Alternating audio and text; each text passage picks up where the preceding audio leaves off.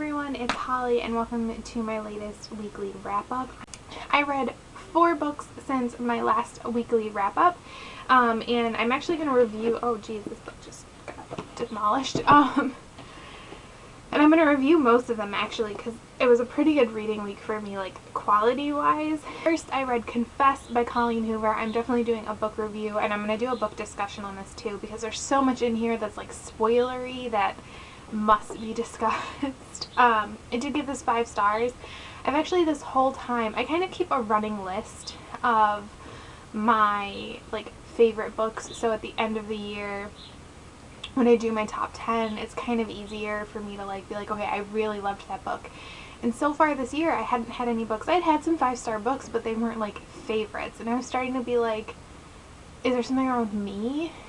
And then I read this book and was like, it's okay, this is gonna be a favorite. And this was interesting. I talked about this before. I don't typically read on the weekends, but I wanted to read this and I kind of sat there and was like, okay, it's a Colleen Hoover book, it's probably gonna be emotional, do I want to read it at work? And I was like, let's face it, no you don't. So I decided to read it and I picked it up at like 6 o'clock at night and finished it within 4 hours. I loved it. It's not my favorite. Maybe someday it's still my favorite, but this is like right below it. Right below it. I think it's amazing. I feel like the only synopsis you can get for this is really bland. It is a romance. It features 2 great characters. It's Colleen Hoover's great writing. One of the characters is an artist. I showed this in my book haul, so there is art in the book, which is really nice. And so there's, in one section there's a chunk of like full color or full like color pages basically, but throughout the book there are some where you get to see like the same artwork. Like this one I believe is earlier in the book, like on the pages, and I think you can buy the art too. But I thought this was beautiful. It is a new adult novel, I guess. I feel like her books are kind of straying into this more like romancy genre in a lot of ways, but I thought it was beautiful. I loved both of the characters. It is told in dual POV. If you've liked Colleen Hoover's other books, I would suggest checking it out. I read an ebook on the Nook. I read Falling from the Sky by Sarina Bowen, and this is a romance novel for her. I have read her new adult books before. I think I'm going to do like a review mashup of some of her stuff, because I find them to deal with similar, even between her new adult and her romance, to deal with similar themes and ideas but executed in different ways, so I think it'll be interesting to kind of like look at them together. This is about I think this is actually the 2nd book in a series, but they were getting like republished. At the time I believe this is the only one that was out, so, but it's really the 2nd one and it's weird, but it's romances so it doesn't really matter. It's about a guy named Hank, and he's a professional snowboarder, and a girl named Callie, I believe is her name, and she's a doctor, and he ends up crashing at like a competition or an exhibition for snowboarding, and ends up getting spinal cord damage. They meet and she's sort of his doctor, sort of not, and they have connections and stuff. I gave it 3 stars. I did really enjoy it. I didn't like it as much as her new adult stuff. The whole doctor not doctor thing made me a little uncomfortable. In general I think it was handled like fairly well, but that was still a line that, like, those ethical lines are hard for me to cross sometimes. I've talked about this. I have like issues with ethics and morals in books, like, but not all the time. It's very weird. And it just felt a little too predictable. I've mentioned before, I don't mind that romance novels are formulaic, but I like to see what you do with that formula and that predictability, and this just didn't have it for me. But it was still a good 3-star read. I would probably reread it in the future. You know, both of the characters were enjoyable. It is told in 3rd person, like limited 3rd person, the way to me a romance novel typically is told, or at least the ones I've read. I read Highlander in Disguise by Julia London. I read Julia London a lot when I was in college, and I had never picked up these. I didn't even know about them. I think I did know about them, but at that time I didn't read Scottish books really. I'm still not a huge Scottish book person, although this book takes place primarily in London, so that means nothing. This is it's the second book in a series, which I didn't know when I bought it. I bought this at Ollie's, which is an outlet store, for $2. So I just picked it up because it was Julia London, and I was like, whatever. But it's about a Scottish family who is poverty stricken. I don't know why I struggled. And they want this thing, it's called a beastie back, and beastie like beast, like it's ugly and hideous. And it's something that they've like fought over with like other people in their family, so they like steal it and all of that stuff, or like have historically stolen it. So it's currently in England, and I guess in the first book one of the sons goes to get it and is unsuccessful and just gets married. So in this book you have the next son going to get it in London, and he pretends to be somebody else, hence the in disguise. And he ends up meeting a girl named Anna, and she kind of gets on to him and figures out that he's not who he says he is, and they end up like forming a pact to help each other. She's like, I'll help you get what you want, but you need to help me get what I want, which is another guy, because it's a romance novel. But then they got attracted to each other and fall in love. I gave this 3 stars as well.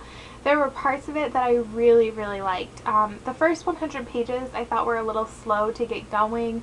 I didn't particularly like the hero. Like, I didn't hate him or anything. I just wasn't, like, behind him. I didn't fully understand his motivation for doing the things he was doing. But eventually, I don't know if, like, it just finally clicked with me or if he opened up enough, but I finally got on board. And then just other times, things didn't seem to flow the way I wanted them to, like as easily as they could have. There's a big twist kind of thing that I sort of saw coming, but at the same time I more saw it coming because I know this is a series and it can't be resolved that easily, not because it was well laid out. But I mean, I enjoyed it. I think if you like romance novels and stuff, this might be entertaining. I do kind of want to read the other books in the series, but they're not high on my priority list or anything, and I would probably just pick them up at the library, to be honest. And then the final book I read was Trade Me by Courtney Milan, which I gave 5 stars and loved so much. It immediately sucked me in. I have never read a Courtney Milan book. I have thought about it before, but her books just tend to be kind of expensive. This is her like departure into new adult. She normally writes historical romance, and I know the ladies at DBSA love her, and I mean, I still haven't read her historicals, but this book was amazing. I really, really liked it. And it felt different than a lot of new adult that I'm used to reading. I feel like new adult is kind of like this growing genre still, and it's, you know, more people are doing more things. It's not just all this like soap opera melodramatic stuff, which I don't think there's a problem with stuff like that, you know, like things like what Abby Glines writes and stuff. There's a market for that, obviously, but everything doesn't have to be that, and I think that's great. I am going to do a review of this, but it is about a poor, I don't know if like you would call her Chinese American. I feel like Chinese American, I don't know enough about this, is somebody who would be born in America to Chinese parents. Her family immigrates here when she is like 6 or 7, so she's Chinese born but raised in America, really. Anyway, so you have her, and she's poor, and she just does everything she can to help her parents out. Like, she's constantly struggling, but her parents are just, they're not bad people, they just like have different priorities, and will, like, her mom is always trying to help other Chinese Americans and immigrants get legal like citizenship and asylum, so she's always putting her money towards that instead of paying the bills. So the main character, Tina, is always like trying to take care of her parents and her younger sister. And then you have Blake, who is the hero, and he is like he's a billionaire. He's the billionaire trope, and they end up getting in an argument in class in college. They're college students, and she says that he couldn't handle her life, And so he's basically like, okay, I'll take you up on that. And so they swap lives. So he has to live her life, work her hours, get paid her pay, and she is going to do his job and live in his house, and she gets like basically like an allowance of how much he spends in a month, and it's gonna be like $50,000, and she's like, that money will change my life. She takes him up on it, but they kind of get to know each other. And okay, this like just stopped me. Apparently my battery is dying, so let's try and be really fast. So I was talking about Trade Me. Basically they learn more about each other and they are attracted to each other, so they're dealing with that. There's also a lot of other important things going on in this book. Both of them, Blake especially, is dealing with some problems. I think it's a great book. I am going to do a review of it, so stay tuned for that if you want to know more. Really quick, I am currently reading Sisters Red by Jackson Pearce. I feel like I'm going to need to tape my cover. I got this as a scratch and dent from Book Outlet, and I just like destroyed it even more. I'm about 125 pages in, and I actually was reading this before Trade Me, and I just needed to put it down, so that's why I picked up Trade Me. This is like a Red Riding Hood retelling. I didn't realize that this book took place in our world, which initially like really threw me off and still kind of does. It's about two sisters and stuff. It's just, there's not much going on, and the characters aren't that interesting for me to be invested in them, but I am curious enough to like want to continue the book, so I'm going to try and finish this book. So yeah, I'm going to try and finish this before next week's wrap up, and my battery just died again.